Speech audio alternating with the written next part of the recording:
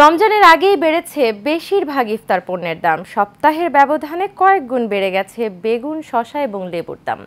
আর বোতলজাত সয়াবিন তেলের সংকট এখনও কাটেনি, তবে কিছুটা সহনীয় পর্যায়ে আছে ছোলা, চিনি এবং মুড়ির দাম। বিস্তারিত ওয়ালিদ সিদ্দিকীর রিপোর্টে। দরজায় কড়া নাড়ছে পবিত্র মাহে রমজান, কিন্তু সংযমের মাসের আগমনের আগেই বেড়ে গেছে সব ধরনের সবজিসহ ইফতারে ব্যবহার হওয়া পণ্যের দাম।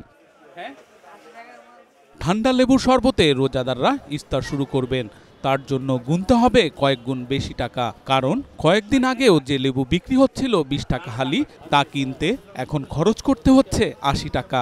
গত সপ্তাহে যে শসা ও বেগুন বিক্রি হয়েছে 30 টাকায়, এ সপ্তাহে তার দাম বেড়ে হয়েছে 80 থেকে 100 টাকা। তাই ক্রেতাদের মাথায় হাত। বাজারের থেকে কাঁচা বাজারের প্রাইসগুলো একটু বেশি। দ্রব্যমূল্যের দাম সবকিছু অতিরিক্ত। আগে আমরা শসা কিনতাম 60 টাকা, বর্তমানে ওইটা 100 টাকা দেশিটা, আবার অন্যটা 70 টাকা, 80 টাকা, সিমের বেশি 100 টাকা, এবং মাছের বাজার তো বলাই যায় না, মাংস 750 টাকা। আমরা সরকার এই বিষয়ে যারা বাণিজ্য উপদেষ্টা আছে একটু গুরুত্ব দেওয়া উচিত। বেড়েছে খেজুরের দামও, তবে সহনীয় পর্যায়ে রয়েছে চিনি, ছোলা, মুড়ির দাম। এবং খেজুর আগে ছিল 1200 টাকা, এটা এখন বর্তমান 1600 টাকা। রমজান এখনো 2 দিন বাকি, এর মধ্যেই 400 টাকা বাড়াই দিয়েছে। এদিকে দাম বাড়ার তালিকায় আবারও যোগ হয়েছে মুরগি। গত সপ্তাহে 200 বিক্রি করতে, এই সপ্তাহে একটু বেশি বিক্রি করতেছে। ডিমের দাম না বাড়লেও তা কেনা কঠিন হয়ে যাচ্ছে বলে অভিযোগ ক্রেতাদের।